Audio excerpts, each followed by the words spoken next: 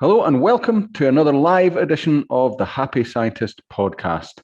This, of course, is the place to be if you want to become a happier, healthier, and more productive scientist. I'm Nick Oswald, the founder of BitesizeBio.com, and today we are drawing on the Yoda-like wisdom of Mr. Kenneth Vogt. Ken is my friend and mentor, the Bitesize Bio team coach and founder of the executive mentoring company, Vera Claritas. Today, and in all other Happy Scientist podcast episodes, you get to benefit from his words of wisdom to help you increase your performance, enjoyment, and success in the lab.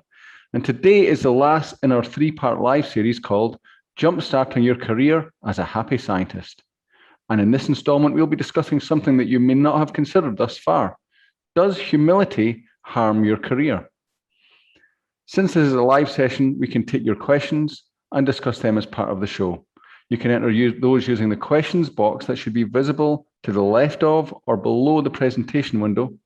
And also be sure to check out our downloads page where you can find lots of downloadable goodies and a competition to win a rare, prized, actually a priceless Happy Scientist t-shirt. The downloads page link is right below the questions box. Okay, without further ado, let's bring in the man himself. Kenneth, how are you today? I'm doing great. How are you? I'm good. Are you feeling humble? Well, after that intro, man, it's a little hard. Well, there you go. That's your challenge. Well, it is. Boy, you bring up a good point, and we'll discuss this in the course of this presentation too, because it's true. The fact is, in the field that you're in the scientific field, you're no doubt surrounded by people who are very smart, very capable, very ambitious, and sometimes they're very vocal about all of that. And you may look at all that and think, maybe that's what I should do. Isn't that what's working after all? I mean, some people that method is how they are gaining success. So it is a model that one could operate where you don't have to be humble. You can be a blowhard. You can be a self-promoter.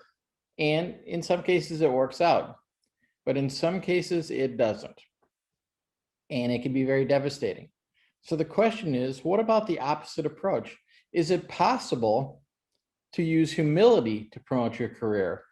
Is that also a dangerous position to take? Are you taking a risk to be humble in how you approach things? So I want to begin by let's go to the next slide here, and then we ask an obvious question. Well, what is humility? So I'm gonna run through a few language lessons here. We'll define some words, and we'll dig into what they mean and see how we can best apply them. Well, first off, humility. What is it? It is a modest view of one's own importance. It's humbleness. So we said a modest view. Well, what is modesty? Well, modesty, it's not just, wearing your skirt below your knees or, having your shirt tucked in. It's being unassuming or moderate in the estimation of one's abilities. So this idea of being moderate in the estimation of your abilities, I mean, many of you, probably most of you, are PhD scientists. Your abilities have been demonstrated to be exemplary, to be exceptional. Is it possible to still be modest about that? It absolutely is. You can moderate how you present what you are, not in a way to take away from yourself or to deprecate yourself, but to recognize that as much as you know about a certain topic, you're not an expert on every topic. There are limits to what any one person can know. And of course, we do know some polymaths in the world, and maybe even work with some. Maybe you're one of them. They're really interesting people.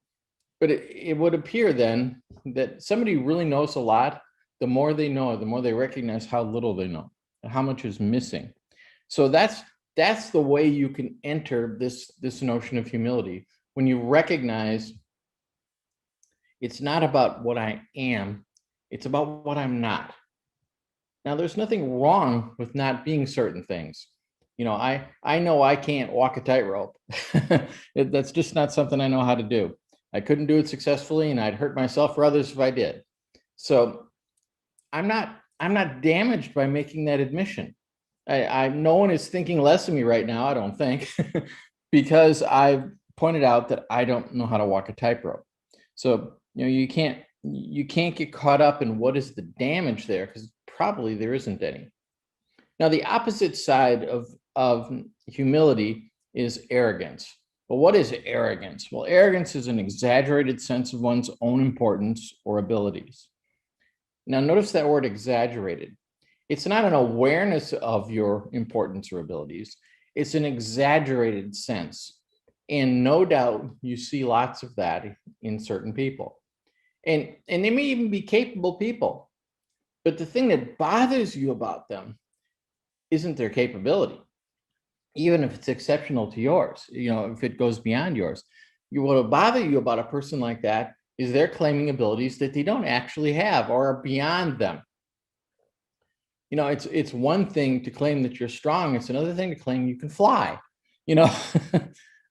The first statement may be absolutely true, but the second statement probably isn't. So, you don't want to get caught up in that, because once that happens, once you get labeled as arrogant, you're actually hurting your position in the world. People doubt everything you say about yourself now. Every time you claim something, they're going to go, yeah, that's probably just Bob blowing smoke again, even if it's true, and you get damaged by that. So you may recognize this then and think, all right, well, I don't want to be arrogant. That's true. But I don't know that means I want to be humble, because I think there's a downside to humility. So let me just point out a few things that humility is not. Humility is not being a doormat, a sucker, or letting people walk all over you. That's not what it's about. It's not constantly sacrificing your own interests for those of others, or feeling like you're a victim or a martyr. And boy, there's a lot of that in the world today. It's not about avoiding conflict or confrontation for the sake of being nice. Conflict and confrontation are going to be a part of your career, but there is a way to approach that with humility, and we'll discuss that as we go on. And it's not about hiding your feelings or suppressing your views to avoid alienating others. Hopefully, you have some strong opinions on things, some strong informed opinions on things, and it is important that you convey those things. And humility won't stop you from doing that, fortunately. And you get to have feelings about those things too. There's nothing wrong with feeling strongly about something, being passionate about something. You can use that to your advantage. You don't have to sacrifice humility to have passion. So, okay, let's go to the next slide. So you probably looked around and seen people that are all about promoting themselves. And in some cases, it gets them certain places in their careers and in the lab. And there are people like that. And it is a method, and it can work. So I'm not trying to say that it doesn't work to do self-promotion. It's a risky thing to do self-promotion. You seek attention, and what happens is you get it. And for somebody that is seeking attention just for the sake of attention, there may not be anything else behind it. And if that happens, then they can get found out for what they truly are. So you don't have to do self-promotion. What you do have to do, though, is the best you can. You have to do good work. You gotta put in a solid day. Whether it's about being workmanlike in your manner, or whether it's about being intellectually stable or intellectually strong. There's all these characteristics you can bring to your work that just show that you're committed to doing the best that can be done. And that is far more valuable than just blowing your own horn. So let's look at what the other side of this looks like then on the next slide. The world has turned into a strange place here in the last couple of years, and we are seeing some things that have just spun out of control. Now, there has always been, narcissism, people that are all about looking at themselves and making themselves the most important things in the world. But it has just gone to a ridiculous level, and it's hit the highest highest stations in society too. And so it's been filtering down and filtering around to all kinds of areas and all kinds of fields, and it's going to affect you in your life and in your career just as well. Now, there's another thing that's a thing that we see is people being disagreeable. We have people that just don't want to get along anymore. They don't want to work together with other people. They want to take a side, and either you're on my side or you're my enemy. And then this notion of grandiosity, of the elevation of oneself to a level of royalty, this is what's happening in the world. And you got to look at this and ask yourself, do I want to be this kind of person? Do I want to be a person who's only about me?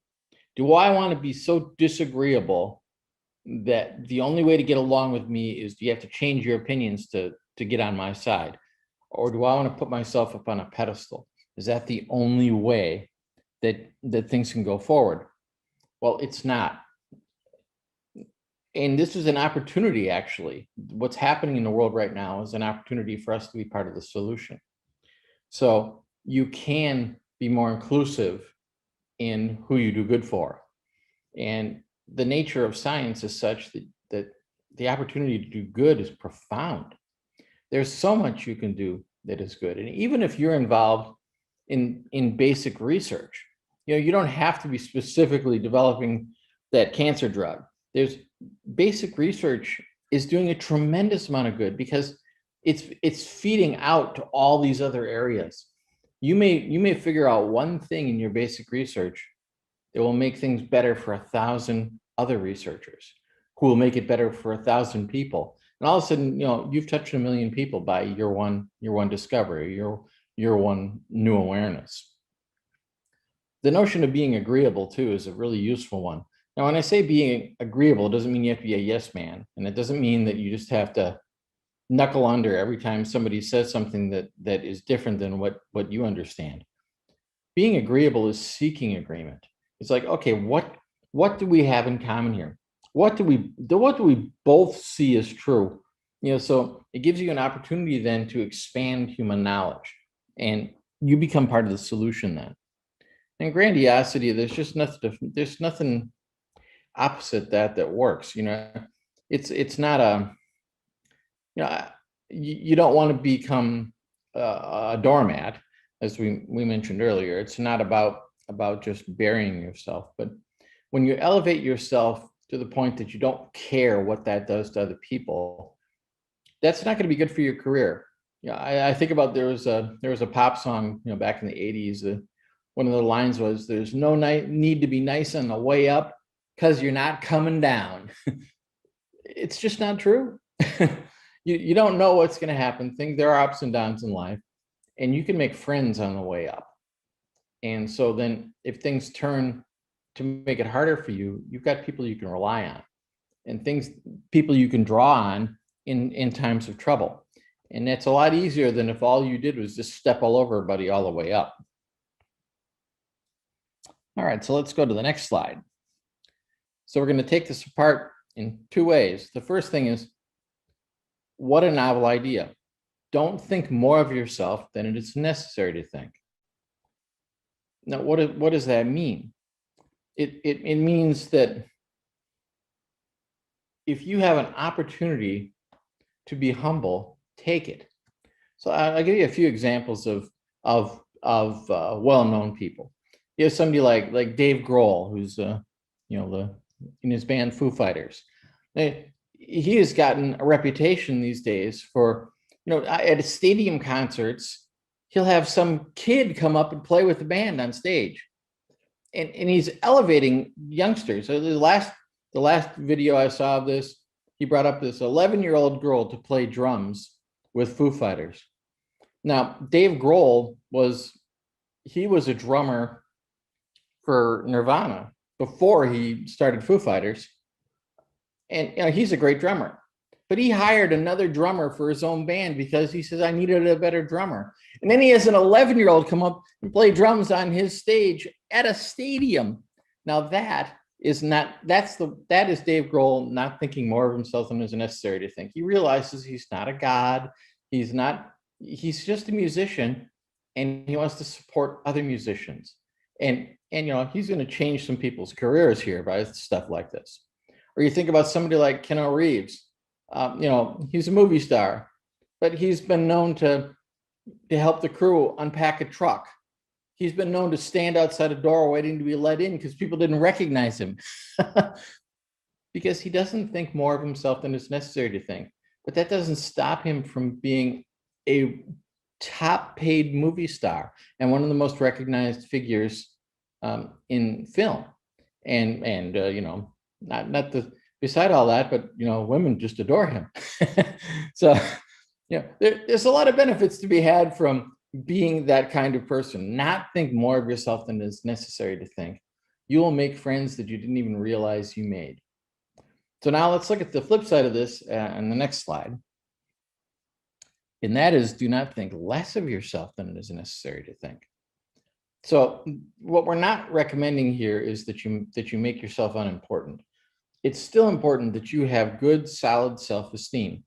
You can have self-esteem, and it won't in any way impact you lacking humility. Now, the whole point of humility isn't to reduce you. It is to see yourself clearly. And if you have solid self-esteem plus humility, you become a Dave Grohl, you become Keanu Reeves, you become somebody who is routinely adored. You become somebody that people want to work with, and somebody that people respect, and somebody people will trust with important duties and deadlines, and will give a chance to. And so, it doesn't matter where you are in your career. That first slide, we had an older man there with a younger man. And it doesn't matter which one of those you are. You could be somebody who's just starting out, and you can still afford to be humble. You don't have to worry that you haven't made your bones yet. If you show yourself to be open to learning and to being mentored and to growing, you'll be fine.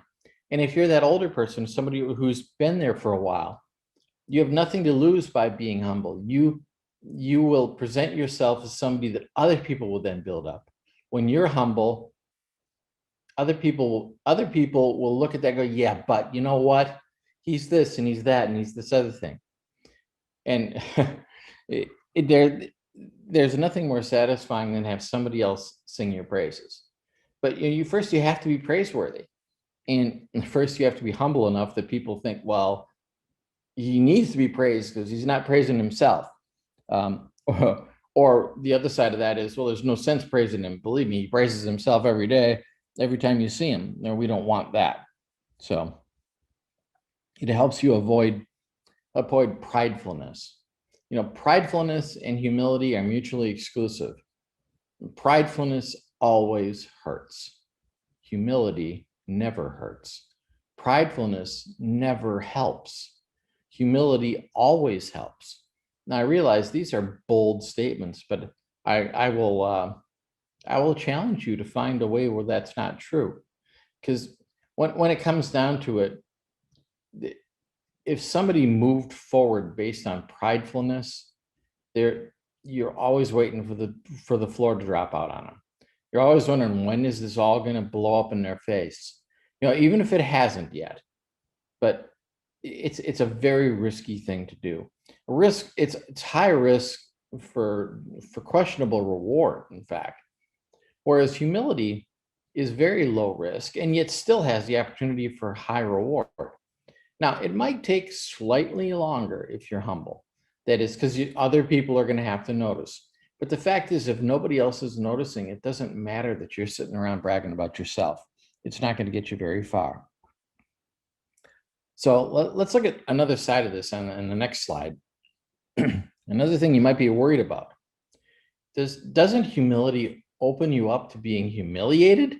I mean, those words have the same root, don't they? Well, sort of, but they're not exactly the same. So let's define humiliation.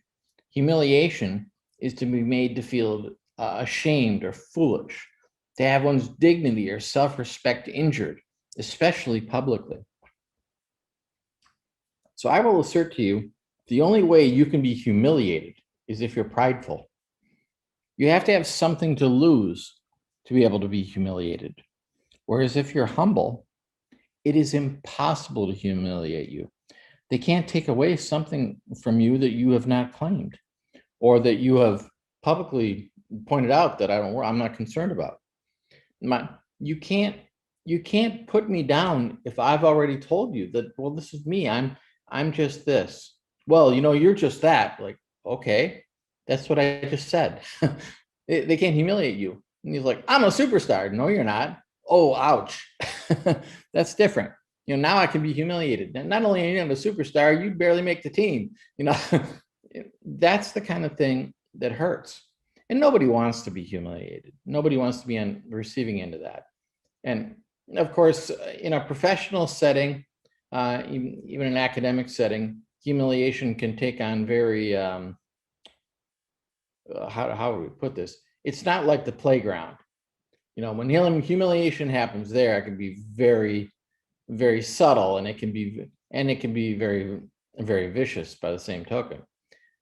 So obviously, we want to avoid humiliation. If you want to protect yourself from humiliation, the absolute best road you could take is to be humble and to renounce pridefulness, to put that behind you. Now, there may be a time you may have operated on that. You might have felt like, this is what I need. This is how I have to do it. Or maybe it's how you've been taught, or you've had other people around you that have been prideful, and so that's how they operated, so you followed that model. It doesn't matter. You can switch models. It's a safe thing to do, and you don't have to make any explanation for it. Granted, it may confuse people for a little while. If they're used to you being prideful and you switch to being humble, they may not understand for a minute, and they may push back a little bit, and they might test it, seeing if they can humiliate you. But when they find out they can't, they're going to leave you alone. You're not going to have to worry about that anymore. So there's a great opportunity available to you here in being humbled. All right, so let's move on to the next slide. Let's talk about what do you have to do to actually be humble. So there are several ways to look at this. So if we look at it from these standpoints of strength, certitude, and vision, humility requires strength. That reminds you that humility is not weakness. Humility isn't being a pushover. You have to be strong to be humble. It really takes strength to be quiet when somebody else is getting noticed. Or it takes strength to recognize that somebody else is better at something than you. But when you recognize that someone is better at something than you, now you have an opportunity. You have a choice. Well, do I want to get better at this? Do I want to be as good as them or better than them? Or am I going to recognize, that's not important right now. I have other things to focus my attention on. Humility gives you clarity. It allows you then to make choices consciously instead of being subconsciously driven to do things that you may ultimately not even want to do. Humility provides certitude. That is a certainty that you understand what you're looking at. You're not seeing it through a lens. Pride is like a prism that kind of warps how you see things, whereas humility allows you to just see it as it is, and it allows you to put less value judgments on things. And we may talk about that in a future episode, is about the meaning that we give to things. But the less extraneous meaning you give, the clearer you can see things, and the clearer you can see things, the more likely you are to be successful in your career, and it will actually make further humility easier. At the beginning, if you're seeing the world very unclearly, humility might look like an impossibility to you. So it's kind of a self-fulfilling prophecy, though. The more you implement humility, the clearer it gets. So then it opens up to that third area, the idea of vision. See, now vision is being able to see things that aren't there yet. It's about being able to be imaginative. If you're not humble, if you think you have everything all figured out, when something new and exciting happens, you're not even going to notice, or you're going to write it off, or you're going to try to explain it away with things you already know. Well, what if you could look at something and go, wow, I don't understand what I'm looking at. Well, now you've opened up something really interesting. Now you have an opportunity to do something bigger and better. Now you may have the opportunity for discovery. And I want to point out to you folks that are in science, do you realize how rare a privilege that is? There are not many careers where you get to be creative and you get to discover things. I mean, there's a few out there like this, but it's practically normal in your career. It is not normal in most careers. So count your blessings. All right, so let's move on to the next point. Next slide. All right. The fact is, though, all your life you've been engaged in competition. And it seems like humility and competition don't work together too well. And especially if you're a PhD scientist, you have faced a lifetime of competition.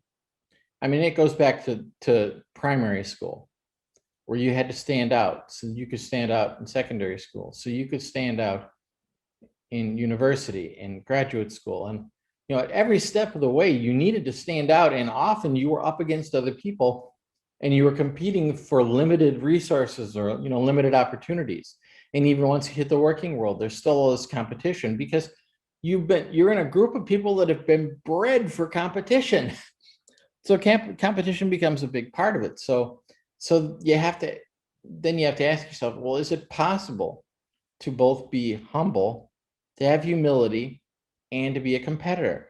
And the answer is yes, it's definitely not only possible, but it's actually useful in competition. It can be disarming to the people you're competing against when you're humble. And the people who judge your competition take notice of that humility. It makes you stand out. It actually helps you be somebody more exceptional. So there's opportunity in humility. So if we go to the next slide, we'll talk even further about this. That's just one of the ways that you can gain from humility. There are a lot of ways to gain from humility. So I want to go through just a few of them. So let's go to the next slide. All right. Being humble provides you with what I like to call armor against humiliation. And we talked about this earlier. It's impossible to humiliate someone who's humble. You don't have to worry about that. And if you've been in situations where you've been periodically or occasionally humiliated, it is a very, very uncomfortable situation. And it can be embarrassing or worse. And it can really be career limiting to face humiliation on a regular basis.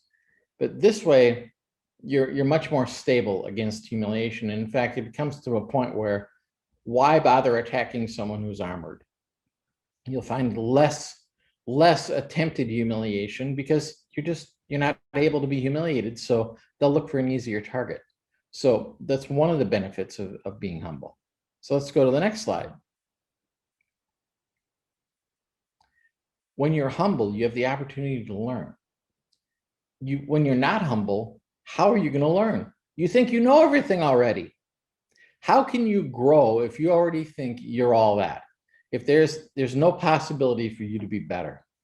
The only way you can get better is to recognize that there is a better, that you're not the absolute top of the heap. Now, that is not to say that you haven't reached high pinnacles. It's not to say that you may well be the world's foremost expert on the subject you're the foremost expert on. But that doesn't mean there's nothing more to know or no other way to grow. And so by being humble, you recognize that you can be more. And if you look at this, you may realize that you've been humble already. That's how you got to be that foremost expert, because you recognized all along there was more to learn, that there was more you could do. And part of this notion of being humble is if you take the personality out of it, it's not personal. When I say there's more to learn, well, it doesn't sound too personal. When I say there's more for you to learn, well, that might sound a little personal. So if you can remove yourself from that equation, it goes, look, there's more to learn here. Awesome. Then learn it. And then you can know it. So you can put yourself back in when it's that positive attribute, but when it's the negative attribute, you don't have to be there. So, set yourself free from that kind of self-judgment, and you'll find humility is a little easier. Okay, let's go to the next slide. Another benefit of being humble is you get along with other people. People don't like blowhards. They don't like people that are always telling them that they're smarter than them. They don't like that attitude. None of us do. And if you're fortunate enough to work with a bunch of smart people, and I'm fortunate enough that way, I love that I'm surrounded by intelligent people.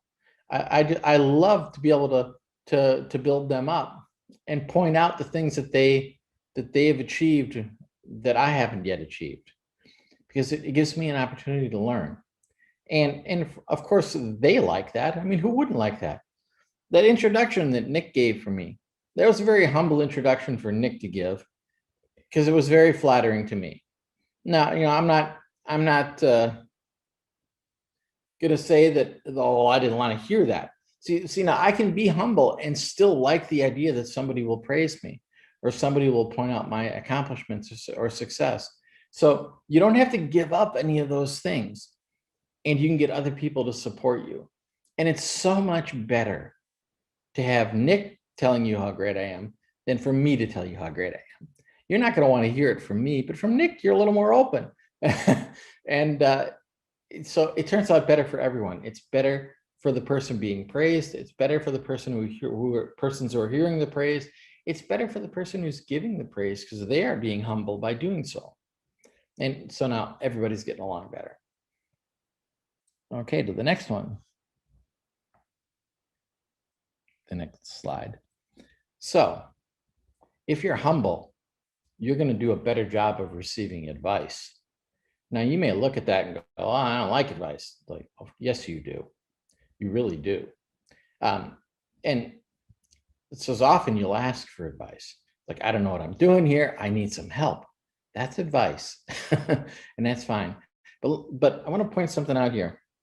The advice you asked for is useful, but the advice that you didn't ask for, that is the most useful. And if you're the kind of person who can receive unsolicited advice, you're going to get the best counsel of anyone. You're going to have the most opportunities to grow, and you're going to have the opportunity to have your own blind sides pointed out to you. You're going to learn things you didn't know you didn't know. We had a whole episode on that on the podcast on the things you don't know.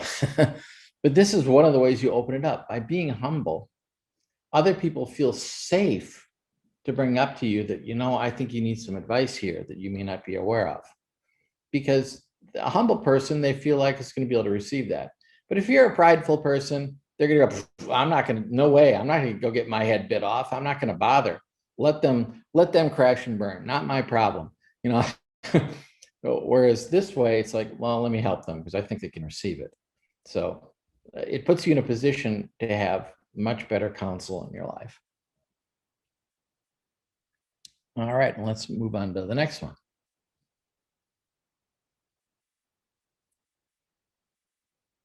Self-awareness feels strong.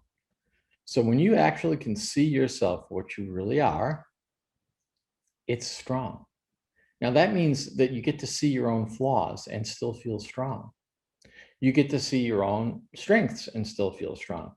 There's nothing wrong with the fact that you have weaknesses. We all have weaknesses. There are certain things we just can't do.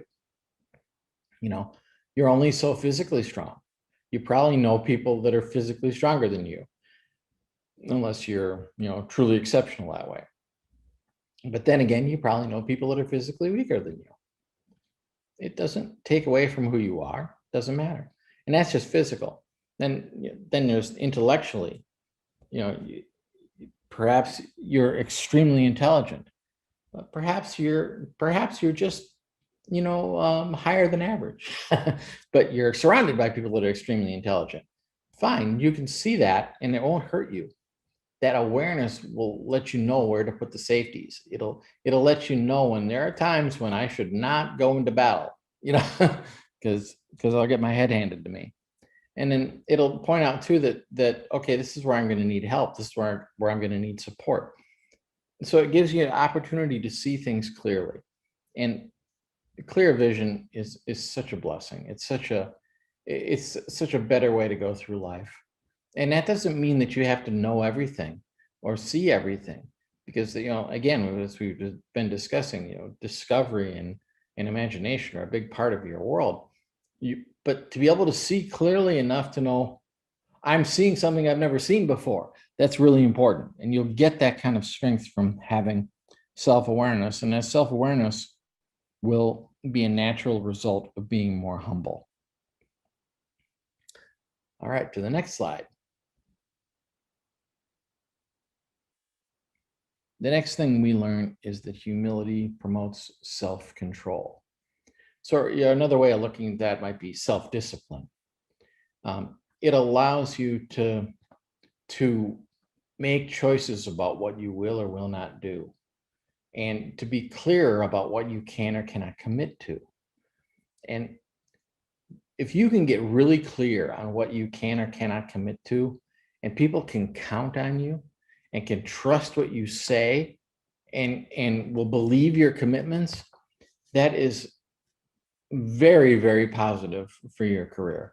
It makes your prospects far more hopeful, and you have a lot more to gain there. And humility will allow you to have self-control. You don't fly off the handle. You don't demand things of other people. You don't demand honor. You don't demand respect. You can't really demand respect. Respect is earned, and it doesn't matter. And if somebody treats you with disrespect, that doesn't mean that you've earned disrespect. Understand that. But if you get respect that you didn't earn, that's a dangerous thing. Sooner or later, the world will come crashing down. Sooner or later, that house of cards will fall. You don't want that. So if you have self-control and you're displaying who you truly are, and you're not overstating what you are, and you're not understating what you are, again, control works both ways. That self-control. And we've talked about control also in the podcast, but the notion here is that you can take charge of who you are, and you can be very clear about it. And that is very beneficial. Okay, next point, and the final point we're going to make about self-control. Humility is important for successful leadership. I was talking with a colleague recently about the concept of leadership, and it's been something I've been interested in my whole career. And if you go back 30 years ago, there wasn't a lot of literature on it. There's a little bit, and most of it I was not too excited about. It was about phony charisma and manipulation and persuasion that approached manipulation. I didn't love any of it. But then there was one book by a professor by the name of Robert Greenleaf. It was entitled Servant Leadership. And his whole concept was the purpose of a leader is to serve those who are under them, and to help them gain the resources they need, and to get the training they need and the support they need. That requires humility. For you to work for other people for their benefit, to teach them, to mentor them, to bring them up. Now, and I realize some of you are new in your careers, starting your careers, but some of you've been there a while. And leadership, the opportunity for leadership is there for you.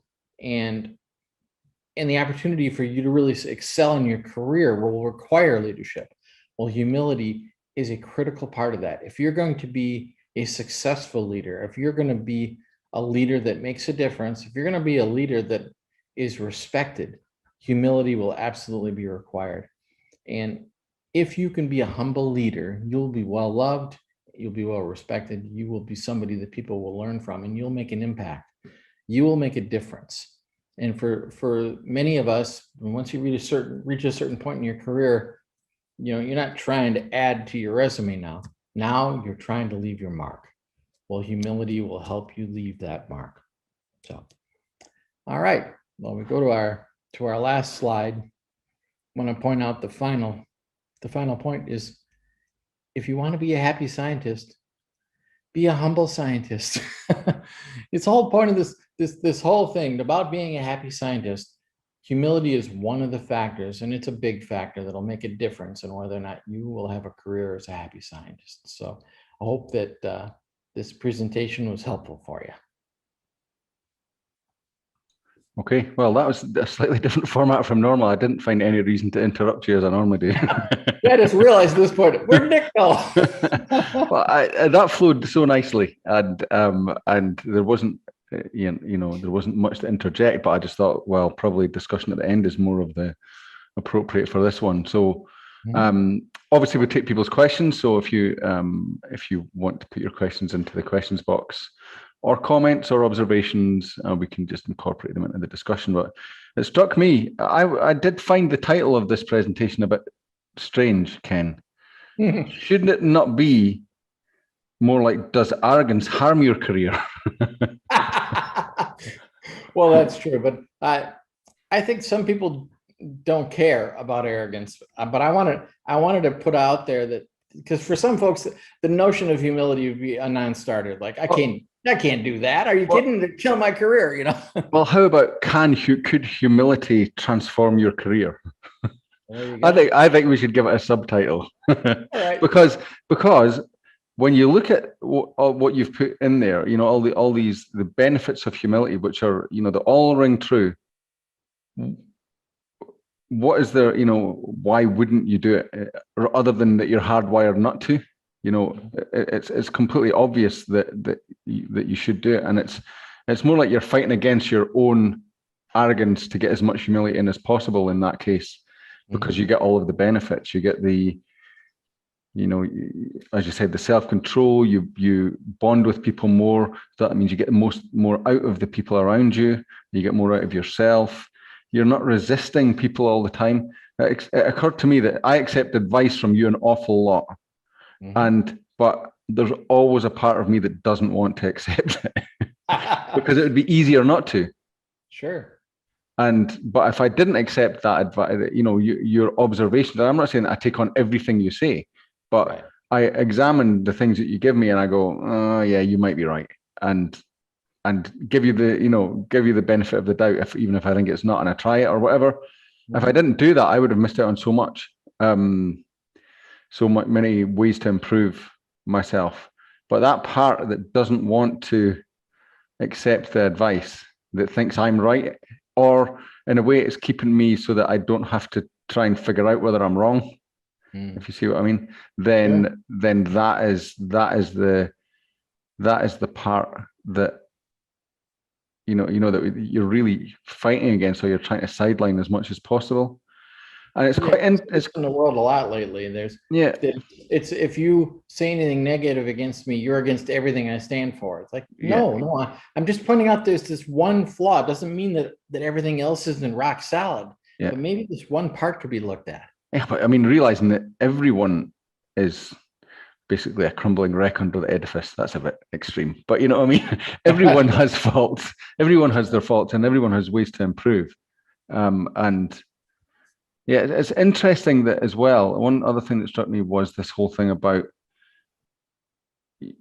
arrogance is kind of asserting your self-perceived superiority, right?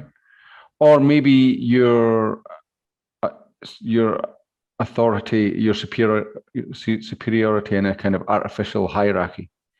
Yeah, well, my notion of arrogance, but something I think is important for someone to be truly arrogant, is it's got to be an exaggerated sense of that. It's because you might really be all that in a bag of chips, but when you see yourself as more than what you truly are, that's where arrogance kicks in. How about an extension of that definition where you are not recognizing someone, or you're trying to put someone else down because of your authority? Because I think you could be superb, you could be amazing, you could be Ronaldo, the greatest footballer arguably the greatest soccer player, if we're looking at it that way, on earth. He's quite arrogant though, and I don't, I think he's in a way quite a lonely guy because he thinks so highly of himself. Yeah, there's a price to pay for arrogance. Yeah, yeah. I think about a musician like Prince. Prince was a virtuoso, and he knew it, and he let you know all the time. And it caused the same problem you're describing there. It can be isolating. I wonder why they're so hand in hand. That that you can't just enjoy the fact that you have that. Well, you can, but a lot of people don't enjoy the fact that they have that special talent, but they don't need to. They don't need to rub other people's face in it. The same game or the same industry, one person will be very arrogant and another person won't be. People with similar capabilities. Why?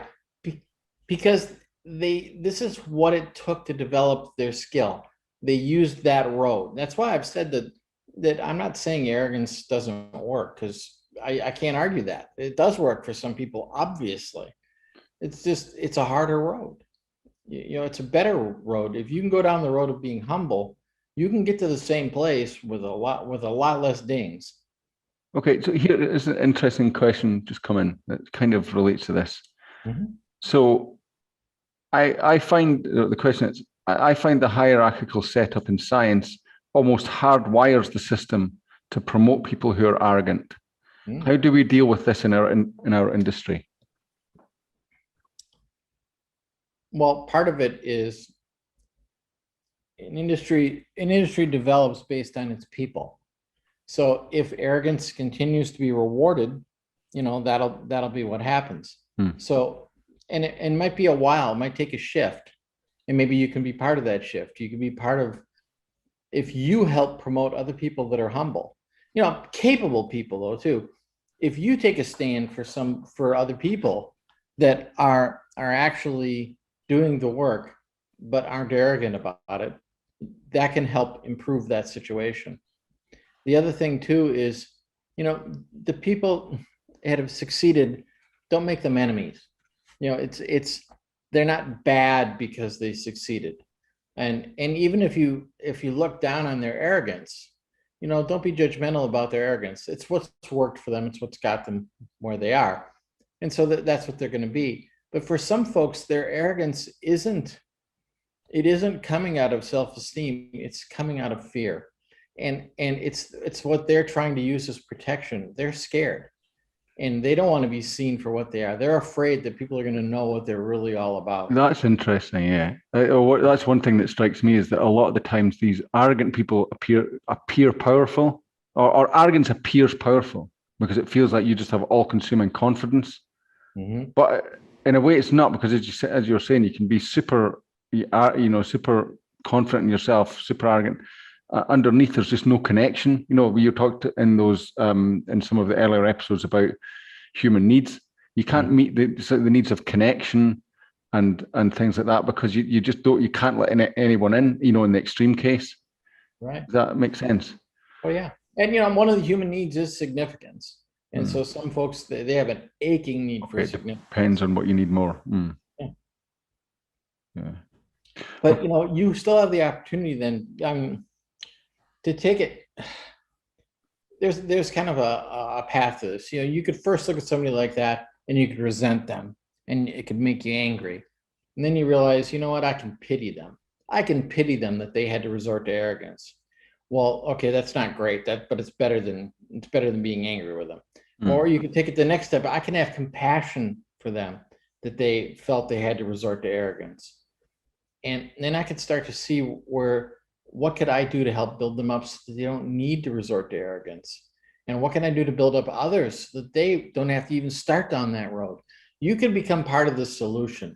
This is a long-term commitment. I will grant you, it's not going to just change things overnight, but plenty of things change over time. So there's no reason to look at it and go, oh, it's going to take time. Well, fine. So it takes time. Let it take time. Yeah, it evolves. Okay, I have a point to make it, but here's a question that just came in. It's probably about the development of the definition rather of humility, really. What about being not arrogant or humble, but just confident? Okay. I don't see any conflict between being confident and being humble. In fact, being confident is part of healthy self-esteem. The beauty of humility still is that by seeing myself as lesser, I have an opportunity to gain more. I can learn more. I can be more. If you're confident, you might already feel like I'm at the top of the heap. That's interesting. That's interesting. I just realized something that I do. And it's in anything that I've done is where I start to feel like I've hit the limit. I kind of go, right, okay, pretend that's the bottom. And I'm at 0% rather than 90%. And then, of the ability or the potential or whatever. And it doesn't work for everything because obviously I have that's how Ronaldo got to be an exceptional soccer player. Well, that's true. Yeah, he was probably good as a kid, and he could have just stopped there. But every day he went, "How can I be better?" Well, that's it. So reset it back to 0, and your perceive I'm at 90% of my potential. You say, okay, pretend that's 0 now. How do I get to the next 100%? And then it just opens up, because that's one of the major downfalls. Personal prices of arrogance is that you can't see how to, or you don't have the drive to improve, or you don't see where you can improve, I guess.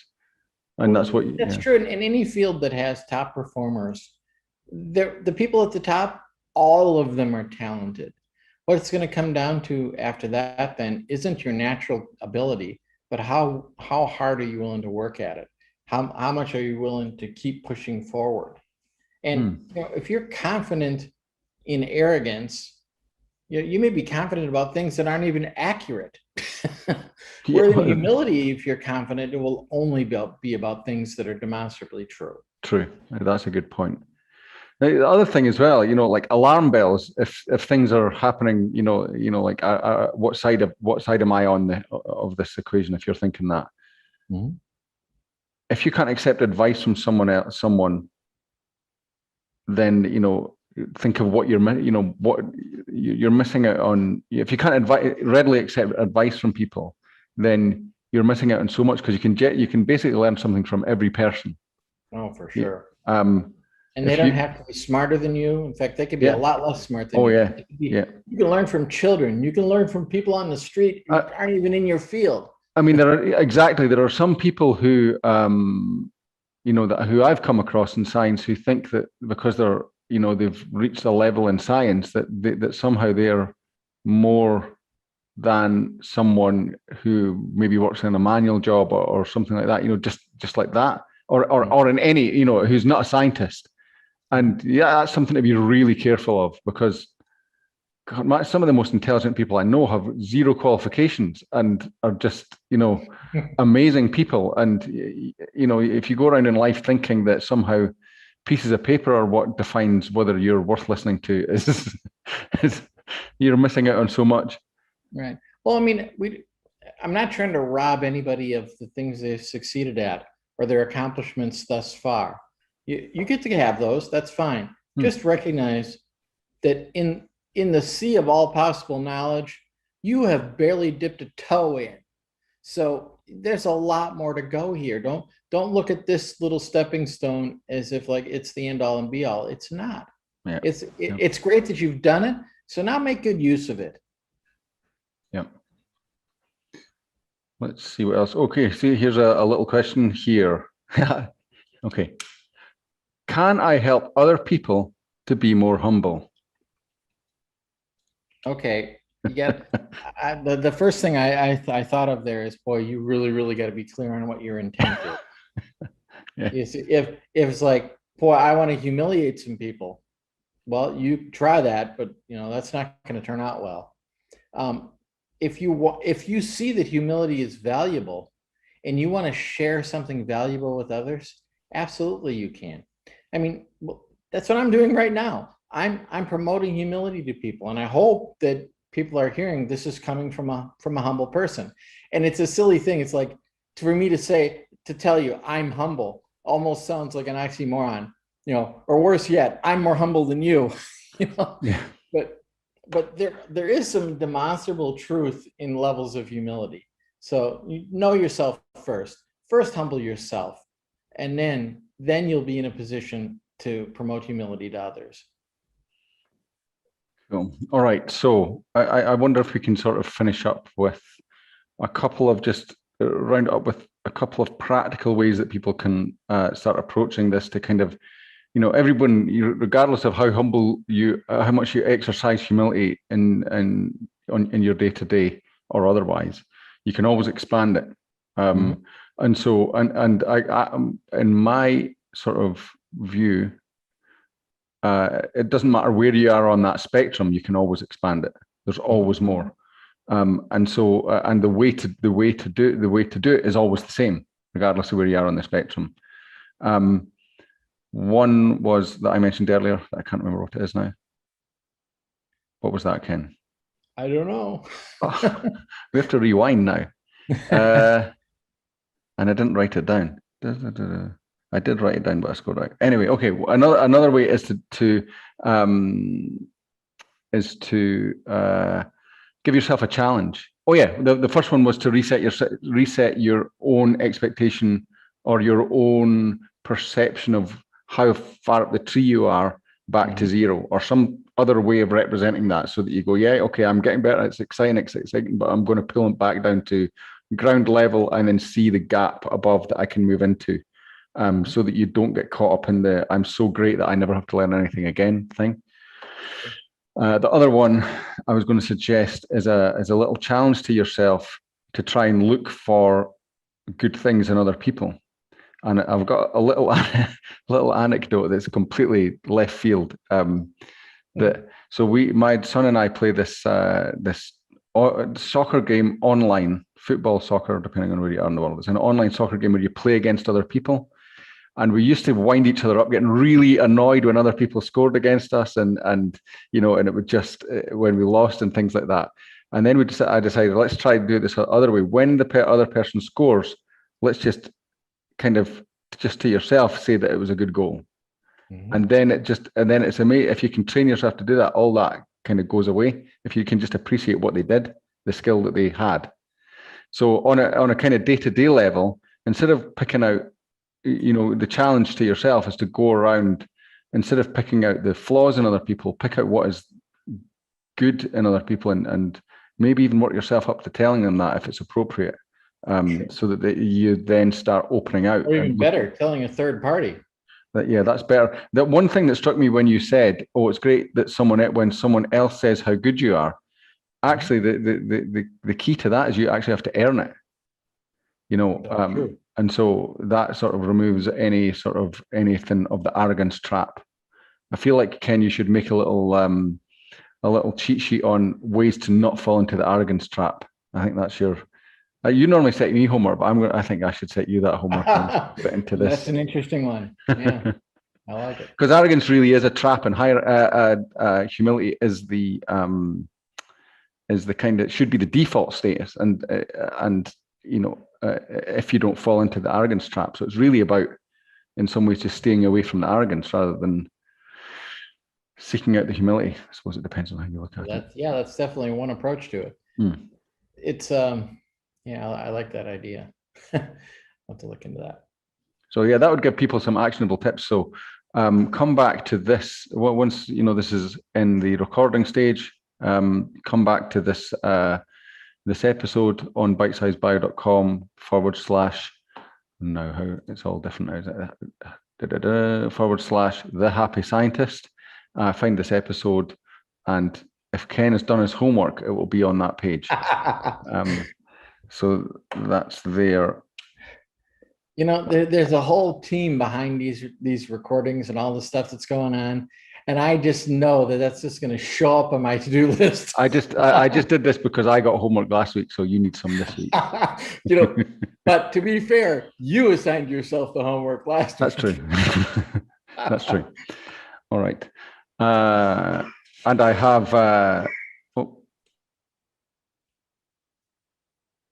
I have one more question for you before we leave.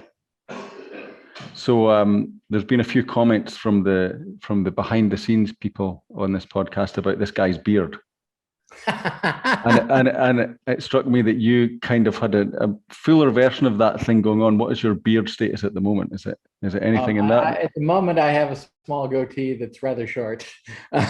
Right, it's not the wispy. You had the wispy look going at Oh no, I had the Gandalf look there for a while there. Yeah, you spend 9 weeks without being able to go to a barber, thank you, hospital, and you can get pretty hairy, let me tell you. Anyway.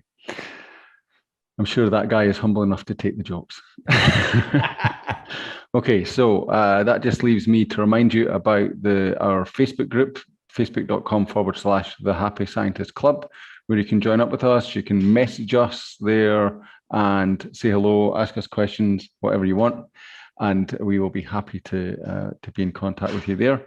And also remember the episodes 1 to 9 of this podcast. We did talk about the foundational principles of human needs, core mindsets, charisma factors, and all the rest. This is really useful stuff. So we'll go back and dig into that in a couple of weeks. I think soon anyway. We'll be sending you a few emails to follow up from these webinars that point out some really key resources that if this stuff rings your bell, the key resources that we give you there will help you to dive deeper. So I think that brings us to the end. Yeah.